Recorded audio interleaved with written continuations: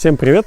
Сегодня поговорим о не сильно приятных вещах, но все, кто живет в частных домах, по-любому с этим сталкиваются. Это выгребные ямы.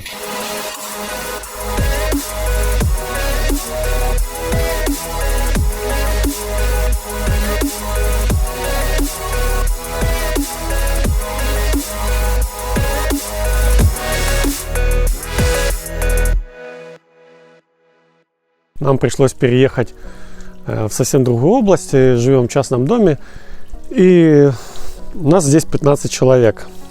Яма, которая здесь всего-навсего 3 куба, и она у нас забивается раз в неделю точно. Мы сначала нанимали трактор, который выкачивает с бочкой все это дело, но эта штука довольно дорогая. Мы платим здесь 500 гривен, даже чуть больше. Это надо делать каждую неделю, и это очень напряжно, и финансово затратно. И мы решили купить насос дренажно-фекальный, установили его, и летом сначала шланг подключали, разматывали и постоянно выкачивали. Понятно, что тоже неприятно, но деваться некуда, занимаемся. А сейчас уже, видите, на улице зима, холодно, и постоянно с этим насосом нужно помыть его, достать, шланги эти свернуть. И неприятно это все дело, холодно. И решили немножко модернизировать нашу систему. И давайте покажу, что мы сделали. Изначально у нашего насоса стоял вот такой коннектор. Сюда мы одеваем обычную шланг, в нашем случае это пожарный, и с помощью хомута зажимали. Какие минусы в этой всей системе? Это то, что когда ты опускаешь насос и прокладываешь, включаешь его, то первое, когда шланг набирается, он становится тяжелый, начинает его коробить, и четко вертикально он не может находиться. У него по-любому какие-то есть изгибы. И из-за этих изгибов, особенно когда он выходит и сразу уходит в бок, то есть 90 градусов, и благодаря этим изгибам идет замедление выкачки ямы самой. И нагрузка на сам шланг, он быстрее начинает портиться. Что мы сделали? Мы к данному коннектору, я его вообще снял, купил муфту 2-дюймовую и обычный стальной лист приварил и на сам насос все это прицепил. К сожалению, я это не снял, но поверьте мне, я думаю, вы поняли, как это делается. Даже на вот эту саму штуку можно одеть эту муфту с резьбой и приварить.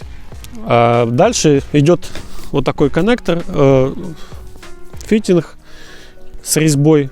Мы его вкручиваем, вот так вкручиваем, и дальше идет труба вверх, вертикально от насоса.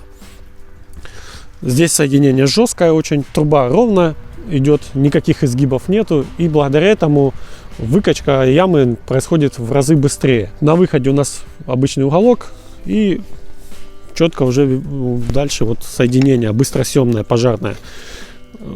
Это очень удобно в том плане, что теперь нам не нужно здесь танцевать, когда мы качаем, а просто включили в розетку, подключили шланг и начали выкачку в наш огород. Сейчас там лед, еще мог застыть. Сейчас оно вместе будет продавливать. В принципе, нормально. Также можно увеличить, нарастить. И тот же быстросъем.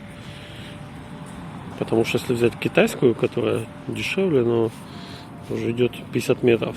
С 50 метрами тяжело работать. А здесь идет стандарт 20 метров. Очень удобно. Идет процесс. На дворе декабрь, видите, тут зелененькое все, потому что тепленькая водичка, постоянно льется раз в неделю, трава бушует. Насос, который был в Авдеевке, он в 2 раза дороже и в 2 раза мощнее. Вот эта шланга, если здесь она идет с такими изгибами, еле-еле, то там просто она была надутая вся и лупила такой напор, что мама не горюй, машины переезжали, там еще усиливался, когда они наезжали. Потом, когда все выкачалось, обязательно отсоединили, мы берем воду и промываем наш шланг чтобы он был чистый внутри. Ну, еще я потом видео вставлю, я иду по нему ногами вот так вот, как бы и выталкиваю воду, потому что на улице холодно, мороз, и если там вода замерзнет, то потом придется этот шланг отогревать. Можно его, конечно, и сматывать, и прятать в теплое помещение. Ну, мы сейчас сильно не заморачиваемся, пока просто вот так вот выдавливаем воду и все. Это намного проще, удобней. Так что покупайте такую трубу. Это обычная ПНДшная водопроводная труба полиэтиленовая. В нашем случае это 50-я, как раз 52 дюйма. Отдельно продаются вот такие фитинги пожарные. Здесь у нас именно как одевается, а здесь у нас с резьбой на 2 дюйма. Очень такая классная штука.